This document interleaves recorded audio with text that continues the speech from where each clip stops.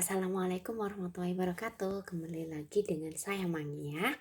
Eh, Kali ini saya akan melanjutkan sedikit bercerita dan meng-share pengetahuan saya yang sudah saya dapat di pelatihan sebelumnya, yaitu mengenai eh, apa saja yang harus seorang motivator ketahui dan pelajari sebelum seorang motivator itu memberikan materi kepada anak dengan baik. Jadi sepengetahuan saya, pertama kali yang harus motivator lakukan adalah motivator harus memahami kurikulum dari Bimba A I U E O tersebut. Nah, ketika motivator sudah mengetahui bagaimana kurikulumnya, maka akan lebih mudah seorang motivator itu memberikan materi-materi di kemudian hari. Lalu yang kedua itu motivator harus menguasai metode yang ada di Bimba A I U E O, yaitu 3 metode. Metode fun learning, metode step system, dan metode individual system. Nah, jadi 3 metode ini harus diterapkan oleh seorang motivator. Motivator harus memahami dulu apa itu fun learning, step system, dan individual system.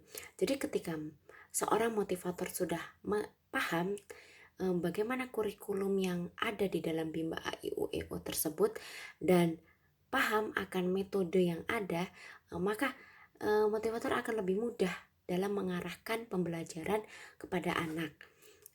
Selain itu juga motivator sebelum memberikan materi kepada anak, ketika anak baru saja tiba ke Bimba, maka seorang motivator harus mengetahui kondisi si anak itu bagaimana. Jadi ketika si anak kondisinya sedang tidak riang, mungkin sedang lesu, seorang motivator harus bisa menggunakan variasi skillnya untuk memicu atau untuk menarik perhatian si anak agar si anak itu bisa semangat dalam mengikuti pembelajaran. Begitu. Seandainya si anak kurang semangat, motivator bisa menggunakan contoh si anak suka dengan dongeng, maka motivator bisa menggunakan dongeng sebagai alat pemicu atau selingan. Tapi ketika sudah diberikan dongeng dan si anak tidak ada feedbacknya ke kita, tidak merespon, berarti si anak mungkin sedang tidak ingin dongeng. Kita bisa menggunakan metode lain seperti contohnya bernyanyi atau menghitung atau yang lainnya begitu. Jadi seorang motivator itu sebelum memberikan pelajaran, memberikan materi kepada anak, seorang motivator harus tahu dulu bagaimana kurikulum yang ada di dalam Bimba A I U E O, dan juga metode yang cocok untuk anak tersebut. Ketika anak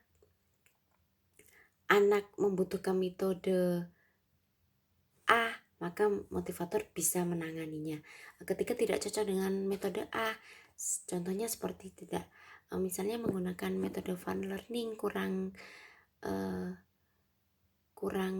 masuk, bisa menggunakan metode misalnya individual system begitu. Jadi seorang motivator itu harus menggunakan 3 metode itu begitu.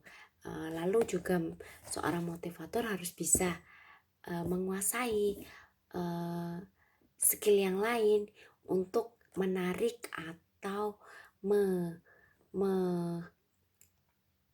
memicu seorang anak itu agar bisa tertarik dengan belajar. Jadi menumbuhkan semangat minat membaca si anak itu lebih lagi, lebih giat lagi, lebih semangat lagi begitu.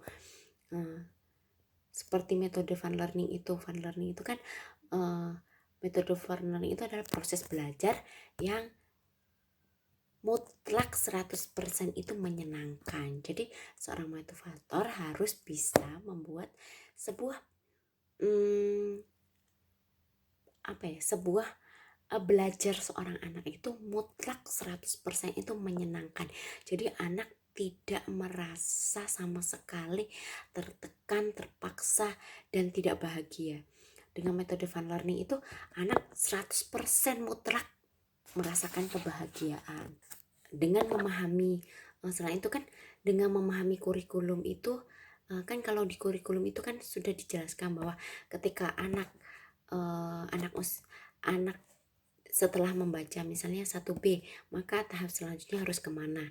Nah, ketika seorang motivator tidak mengetahui kurikulumnya, bagian dari kurikulum itu, maka kan mempersulit dan proses pembelajarannya akan terhambat. Jadi makanya seorang motivator itu harus mengetahui kurikulum dasar dari Bimba A I U E O tersebut.